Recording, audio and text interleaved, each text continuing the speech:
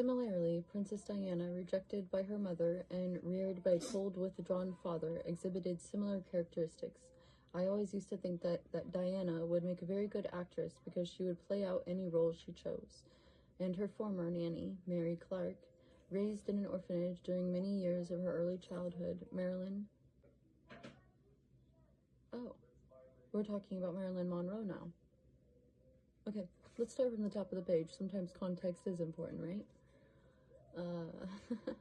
Norman Mailer described the effect of an absent parent on Marilyn Monroe, who never knew her father, though his absence would contribute to her emotional instability in later life.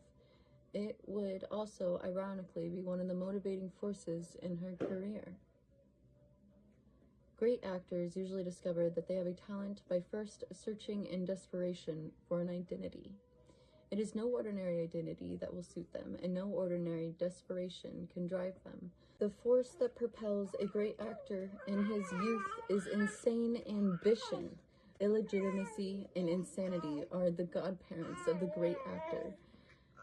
A child who is missing either parent is a study in the search for identity and quickly becomes a candidate for actor, since the most creative way to discover a new and possible identity is through the close fit of a role. Similarly, Princess Diana, rejected by her mother and reared by a cold, withdrawn father, okay, we just read that, into the Marilyn Monroe part. Raised in an orphanage many years of her early childhood, Marilyn had to learn to survive with a minimum of love and attention. It was her self-image that suffered the most and led her manipulative behavior with lovers later in life. For Diana, deep feelings of unworthiness and eulogizing words of her brother Charles hindered her relationships with men. I always kept boyfriends away, thought they were all trouble. A history of abuse or trauma. It's important detail to realize. Criterion for impulsiveness is at least two areas that are potentially self-destructive: substance abuse, sexual promiscuity, gambling, reckless driving, shoplifting, excessive spending, or overeating. The borderline's behaviors may be sudden and contradictory, since they result from strong momentary feelings, perceptions that resonate isolated. The immediacy of the present exists in isolation without the benefit of the experience of the past or the hopefulness of the future, because historical patterns, consistency, and predictability are unavailable to the borderline. Perhaps it's the unavailableness of those that required care from someone who is unavailable. Perhaps it's the lack of consistency, historical patterns that create this type of identity, personality.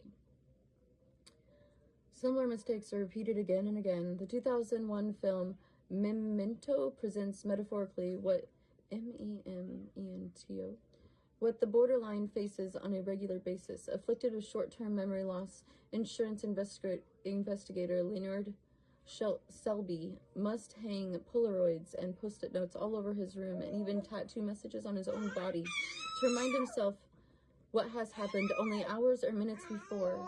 In one car chase scene trying to avenge his wife's murderer, he cannot remember if he is chasing someone or being chased. The film dramatically illustrates the loneliness of a man. Unrealistic attempts at achieving a state of perfection, often part of the borderline pattern. For example, a borderline anorexic might try to maintain a constant low weight and become horrified if it varies as little as 1 pound, unaware that this expectation is unrealistic, perceiving themselves as static rather than in a dynamic state of change. Borderlines may view any variation from this inflexible self-image as shattering. Conversely, the borderline may search for satisfaction in the opposite direction by frequently changing jobs, careers, goals, friends, sometimes even gender.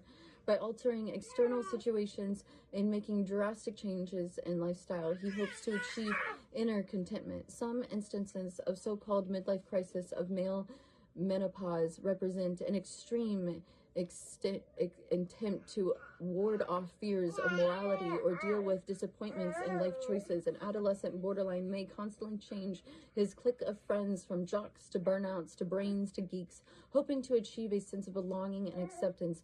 Even sexual identity can be a source of confusion for the borderline. Some writers have noted an increased incidence of homosexuality, bisexuality, and sexual perversions among borderline personalities. What we know about autism and ADHD, because most of the time we don't fit into the societal structure that has been made for us, there is a higher rate of those with ADHD or autism that are also in the LGBTQ community. It's also because they identify in these ways that they might have even been ignored. Their mental health, their diagnosis just did not align. They might just blame it on their sexual choices instead of seeing a real underlying problem, and that their sexual identity is not actually the problem, but something to help comfort and solve their issues. It's not an issue, right?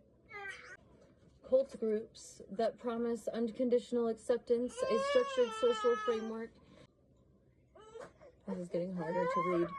So, my little teething baby, it's time to tune out. Much love, everything.